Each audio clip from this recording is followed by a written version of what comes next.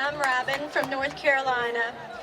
And in my late 20s, after an abusive and tumultuous marriage ended in divorce, I found myself a divorced single parent of two precious little boys. A couple of years after single parenting, a knight in shining armor rode into my life, or thought he did. I found myself, after dating about a year, married and unmarried and pregnant. The father of the baby did not want any more children, and I was totally overwhelmed, incredibly sick, and felt as though I had nowhere to run. The guilt and shame I felt kept me from running to my church, my friends, or my family for help. I was unwilling to risk hearing the judgmental and condemning comments, so I chose what I thought was the solution to my problem at the time: abortion. I was stifled by the heaviness that hit me in the face as I walked into the clinic that day. Once the money was exchanged and my number was assigned, I sat waiting to be called. Looking around the room, I kept thinking, why are all these people here?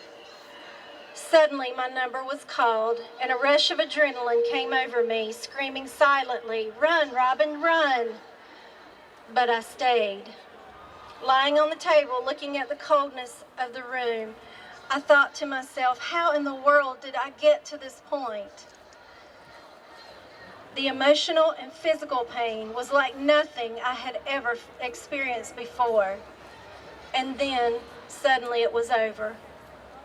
Silence filled the room, although I could hear what I thought was my heart breaking inside. I now was sitting in a room full of other women who had gone before me, not one of which had a look of relief on her face at all. I was numb when I left that clinic. After 16 years, I lived in silence, carrying the pain, guilt, and shame of that abortion. No matter who you are or how you try to justify having an abortion, you have consequences of that abortion.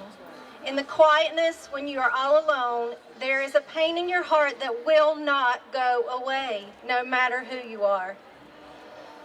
I had relationship issues. I felt like I deserved to be punished, and so I set out to punish myself by building walls around my heart, not letting people in so they wouldn't get close enough to find out my secret.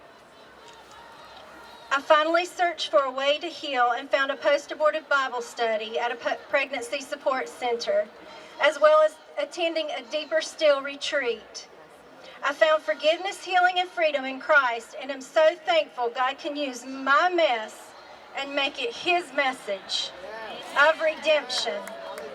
I hope and pray that my testimony will be used to let people know that abortion is not the solution, and to help others find, if they've had an abortion already, that there's healing from the pain of abortion.